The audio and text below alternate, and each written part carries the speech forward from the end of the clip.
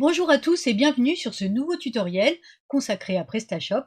Aujourd'hui, on va voir ce qu'il faut faire quand le transporteur ne fonctionne pas correctement.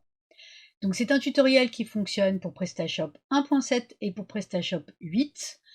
Vous avez configuré un transporteur et dans la page de commande, eh bien, il ne s'affiche pas. Donc on va regarder les différents points qu'il faut vérifier pour trouver d'où vient l'erreur. D'expérience, c'est très rarement un bug module, c'est quasi toujours quelque chose dans la configuration qui a été mal fait. Alors, premièrement, on va regarder le transporteur lui-même. Donc on va aller dans l'onglet livraison, dans l'onglet transporteur, on clique sur notre transporteur, et donc la première chose déjà, c'est, hop, on va revenir à la page d'avant, c'est de vérifier que le transporteur est actif. Okay, donc là, par exemple, tous mes transporteurs sont inactifs. C'était pour créer l'erreur. Donc je vais vérifier que mon transporteur est actif. Et puis, je vais rentrer à l'intérieur. Deuxième chose à vérifier, donc les tranches sont bien remplies. Donc ici, on n'a pas de tranche parce que c'est un transporteur par défaut. Mais vérifiez que votre tranche est bien remplie, que le poids est bien rempli.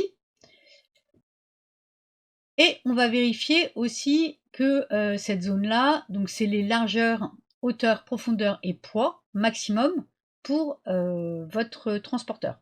Alors j'ai des clients, souvent par exemple, ils vont mettre un poids de 30 kg, et puis ils vont cocher prendre la tranche la plus grande si ça dépasse, et ils ne pensent pas à vérifier ça. Donc attention, il faut bien vérifier que vous n'êtes pas hors tranche au niveau de votre produit. Troisième chose, les groupes. Donc vérifiez bien que tous les groupes de clients sont cochés. Et la dernière chose, vous pouvez vérifier le récapitulatif pour voir exactement pour quel type de poids, de taille le transporteur est actif et pour quelle zone. Okay, et ça va être notre deuxième partie. On va aller voir ce qui se passe pour les zones. Donc là, par exemple, notre transporteur, il est actif pour l'Europe. Ici, on va aller vérifier que dans l'Europe, il y a bien des pays et que les pays sont bien actifs. Alors, ça se passe dans International, dans Zone géographique. Donc ici, j'ai ma zone géographique qui est Europe, et je vais regarder les pays qui sont dans l'Europe. Donc ici, je vais trier par zone. Donc voilà tous les pays qui sont dans l'Europe, et vous voyez que, par exemple, ici, tous les pays quasiment sont désactivés, sauf la France. Okay, donc en fait, l'Europe, par défaut, c'est la France pour PrestaShop. Et la dernière chose qu'il faut vérifier, c'est les États. Parce qu'à l'intérieur de vos pays, vous pouvez avoir des États. Donc ici, on vérifie par exemple qu'il n'y a pas de pays France dans lequel il y aurait des États qui seraient désactivés. Parce que pareil, j'ai des clients, ils vont vouloir configurer la Corse, et donc ils utilisent le système des États, et donc on a un État qui est mal configuré, et c'est ce qui fait que le transporteur ne va pas être actif.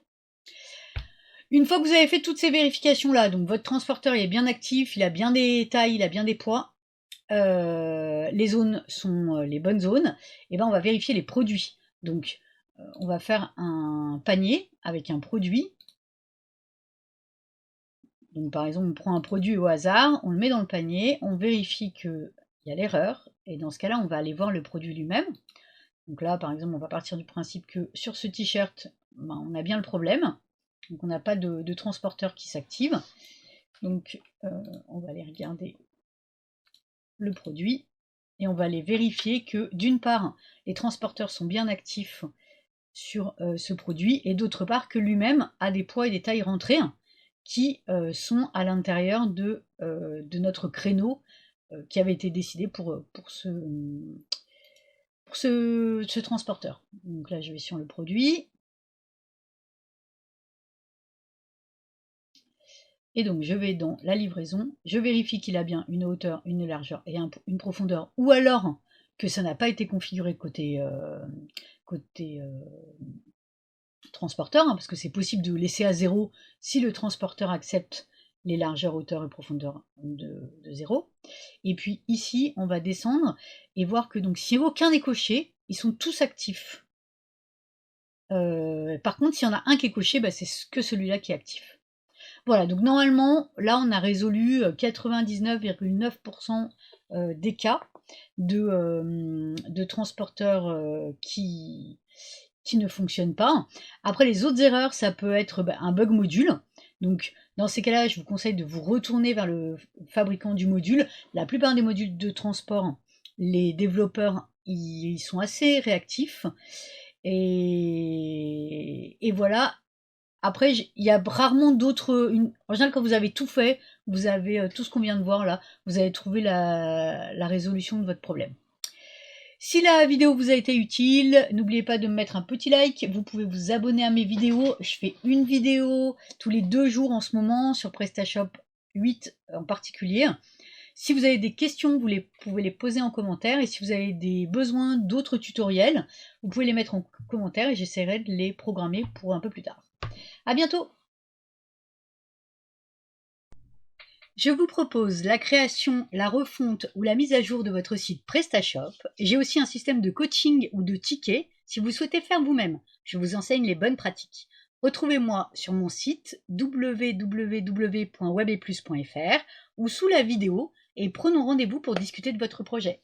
À bientôt!